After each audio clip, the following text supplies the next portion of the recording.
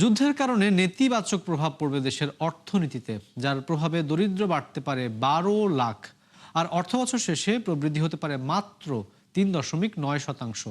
Bangladesh development Outlook প্রকাশ অনুষ্ঠানে এমন তথ্য দিয়েছে বিশ্বব্যাংক।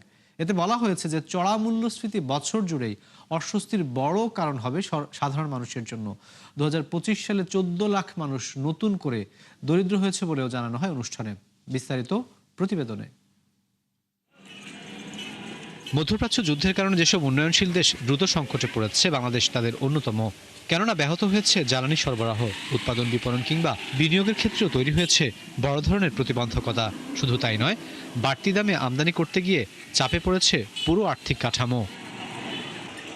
বাংলাদেশ ডেভেলপমেন্ট আউটলুক প্রকাশ অনুষ্ঠানে বলা হয়, যুদ্ধের এই প্রভাব দীর্ঘমেয়াদে ভোগাবে অর্থনীতিকে, যা থেকে উত্তরণের সঠিক নীতি কৌশলের গুরুত্ব তুলে ধরেন সংস্থার কর্মকর্তারা।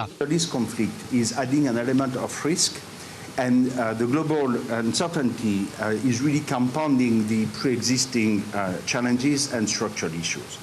So in this context, we're of course, and as is everybody, looking very carefully at the development, and the news on the 15-day ceasefire may reduce a little bit the short-term uncertainty, but we need to see what's going to happen. Also decisions being made by the business community about holding back investments because you also did not have policy certainty.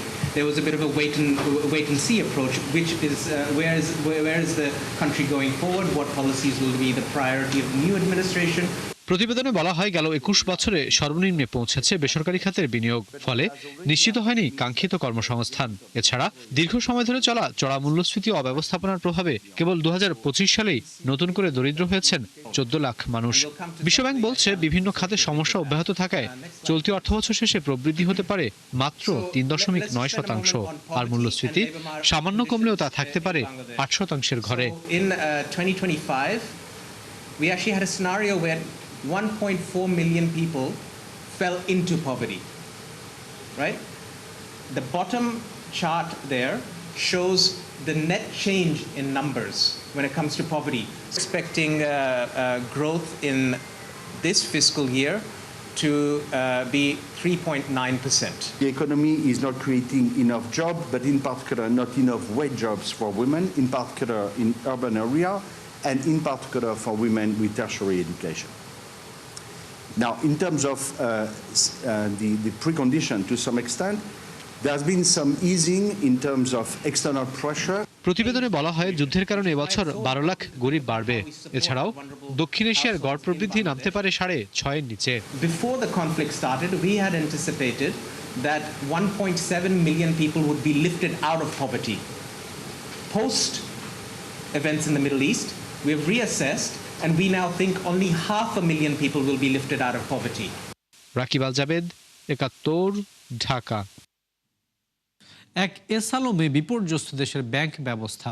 সংসদে দেওয়া তথ্য অনুযায়ী শীর্ষ 20 খেলাপি ঋণের অর্ধেকই নিয়েছেন বিতর্কিত ওই ব্যবসায়ী। টাকার অঙ্কে যা 24,000 কোটির উপরে। যদিও এই অর্থের সমপরিমাণ সম্পদ নেই দেশে, তাই এই অর্থ ফেরত পাওয়ার সম্ভাবনাও ক্ষীণ। অন্যদিকে মোট খেলাপির হার 5.5 লাখ কোটিতে নামলেও তা যৌক্তিকভাবে কমানোর সুযোগ কম বলে মনে করেন বিশ্লেষকরা। আরও জানাচ্ছেন মেজবাহ হাসান। দেশের ব্যাংক ব্যবস্থাকে একরকম পঙ্গু করে ফেলেছেন বিতর্কিত ও আলোচিত ব্যবসায়ী এস আলম। রাজনৈতিক ক্ষমতার অপব্যবহার ও আইনের বরখেলাপের মাধ্যমে নিয়েছেন বিপুল পরিমাণ ঋণ, যার বেশিরভাগই এখন খেলাপি। শুধু তাই নয়, ব্যাংকে রাখা সাধারণ আমানতকারীদের টাকা দেশের বাইরে পাচারের মতো গুরুতর অভিযোগ আছে তার বিরুদ্ধে। বিষয়টি আরও একবার সামনে এলো জাতীয় সংসদে পেশ করা অর্থমন্ত্রীর প্রতিবেদনে। এতে বলা হয়, 20 শীর্ষ খেলাপি প্রতিষ্ঠানের অর্ধেকের মালিকানায় এস আলম।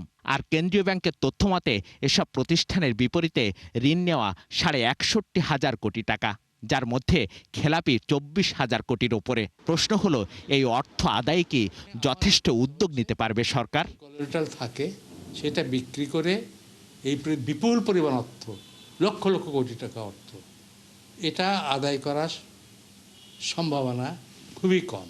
সদিচ্ছা থাকবে কিনা সেটাও একটা প্রশ্ন। যদি সদিচ্ছা থাকেও, তাহলেও সেটা টেকনিক্যালি এই ইনফরমেশনগুলো আছে কিনা, তারা কীভাবে নিয়ে গেল, এগুলোকে এখন ট্রেস করা। কারণ কোন ইনভয়েস ওভার ভ্যালু করেছে এটা এখন খুঁজে বের করে প্রমাণ করা, এটা কিন্তু খুব কঠিন কাজ। পেশ করা তথ্য অনুযায়ী শীর্ষ খেলাপির তালিকায় রয়েছে বেক্সিমকোর একাধিক প্রতিষ্ঠান। যদিও কেন্দ্রীয় ব্যাংকের তথ্য অনুযায়ী আলোচিত এই গ্রুপের অন্তত 24টি প্রতিষ্ঠানে খেলাপি ঋণ পৌনে 24,000 কোটি টাকা।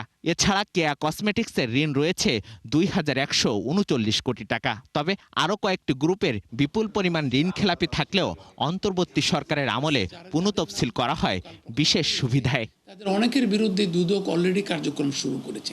সরকারের উচিত একটা কোয়ালিটি রিভিউ করা এবং কেন্দ্রীয় ব্যাংক, বিচার মন্ত্রণালয় কিংবা অ্যাটর্নি জেনারেল অফিসকে নিয়ে আমরা ছোট্ট একটা টাস্কফোর্স করে কোন কোন কেসগুলোর মেরিটগুলো ঠিক আছে, ঠিকভাবে চলছে, যেভাবে আমরা যেতে চাই সেভাবে আমরা কার্যক্রম পরিচালনা করব।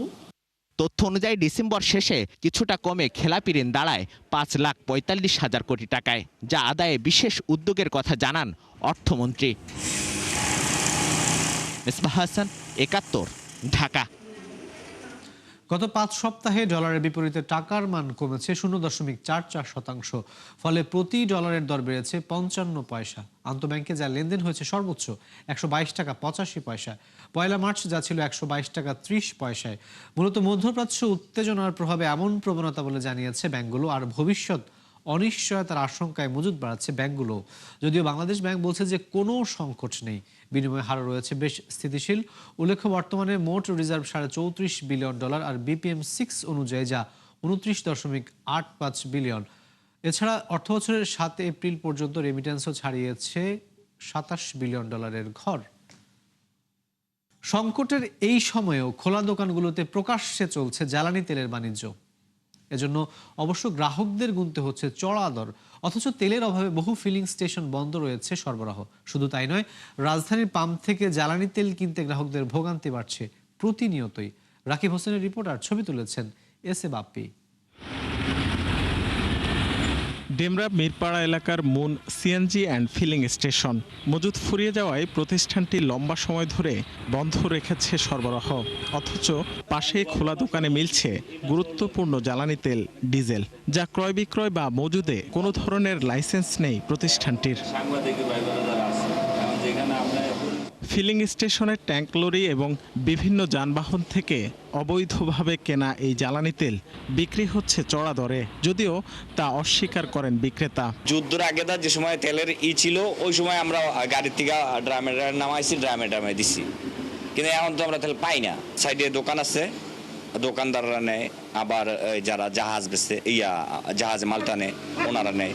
যাইতে বেশি নামাইতে পারলে বিপুল টাইম না ওরা চাইতে দিয়ে দেবে, বা দেখা গেছে কোনো আন্টিও যদি বেশি লুয়ে যেতে পারে, যেমন আমটা লুয়ে যেতে পারে দিয়ে দেবে।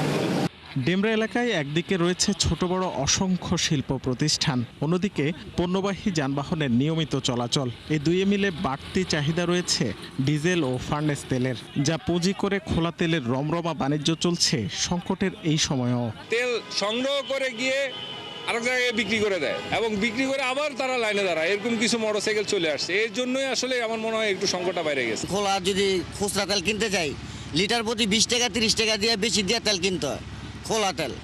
আর পাম্পে থেকে নিলে 100 টাকা লিটার নেওয়া যায়। এখন কোনো পাম্পে তেল পাইতেছি না ভাই। হাজি সাহেবে বলতে পারবো না কি ব্যবসা। তেল বিক্রি করে যার দোকান থাকে নারায়ণগঞ্জ।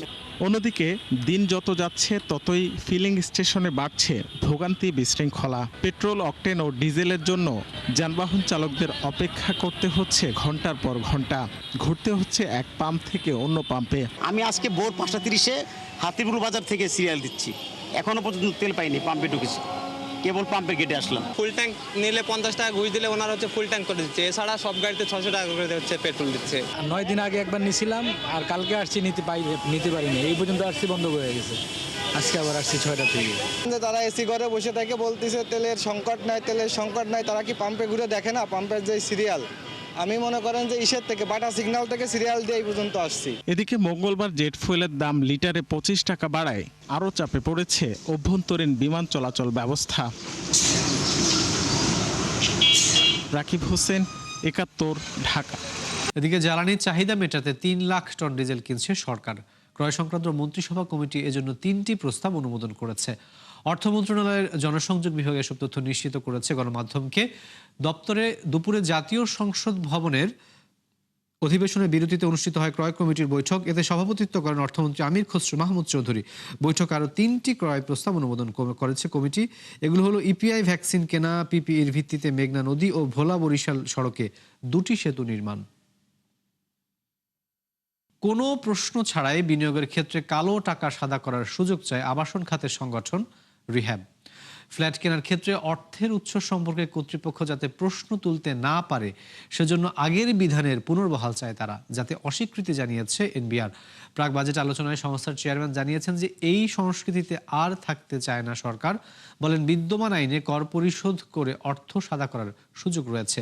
এ সময় জমির নিবন্ধন কর কমানোর দাবিও জানানো হয়। আলোচনায় 150 টাকা পর্যন্ত পাদুকা উৎপাদনে ভ্যাট প্রত্যাহারের দাবি জানিয়েছেন এই খাতের ব্যবসায়ীরা। বলেছেন ভ্যাট আরোপের ফলে পাদুকা কারখানা বন্ধ হচ্ছে, সেই বাজার দখল করে নিচ্ছে বিদেশি নিম্নমানের পণ্য।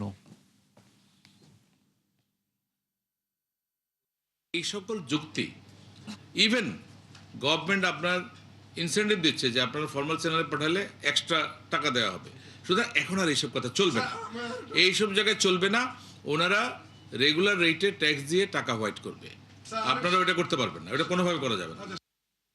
ইরানের কাছে অস্ত্র বিক্রি করা দেশগুলোর উপর 50% শুল্ক আরোপের হুমকি দিয়েছেন মার্কিন প্রেসিডেন্ট ডোনাল্ড ট্রাম্প। ট্রুথ সোশ্যালে দেওয়া পোস্টে জানিয়েছেন যে যেসব দেশ ইরানের কাছে অস্ত্র বিক্রি করছে তাদের উপর 50% শুল্ক আরোপ করবেন তিনি, যা দ্রুতই কার্যকর হবে। ইরানের কাছে অস্ত্র বিক্রি করলে কোনো ব্যতিক্রম ছাড়া যুক্তরাষ্ট্রের পণ্য রপ্তানিতে 50% শুল্ক গুনতে হবে। তথ্য বলছে যে বর্তমানে ইরানের সর্বাধিক অস্ত্র সরবরাহকারী দেশ হচ্ছে চীন, এরপরে রয়েছে রাশিয়া ও দক্ষিণ কোরিয়া। হরমুজ প্রণালী খুলে দেয়া সহ নানা শর্তে যুদ্ধবিরতিতে সম্মত হয়েছে যুক্তরাষ্ট্র এবং ইরান, আর এতেই বড় পতন হয়েছে বৈশ্বিক জ্বালানি তেলের বাজারে।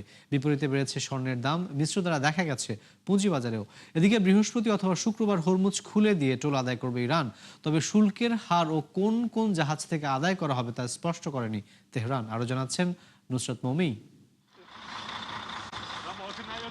টানা 6 সপ্তাহের সংঘাতের পর 14 দিনের যুদ্ধবিরতিতে সম্মত যুক্তরাষ্ট্র ইরান, যেখানে দুপক্ষকেই মানতে হবে বেশ কয়েকটি শর্ত, যার মধ্যে ওয়াশিংটনের প্রধানতম শর্ত হরমুজ প্রণালী খুলে দেওয়ার বিষয়ে সম্মত তেহরান।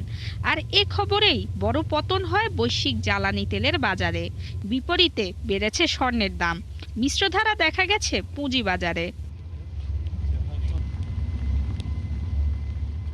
যুদ্ধবিরতির খবরে বিশ্ববাজারে 15% কমে ব্যারেল প্রতি অপরিশোধিত তেলের দাম নেমে আসে $92, যা বিগত 4 সপ্তাহের মধ্যে সর্বনিম্ন।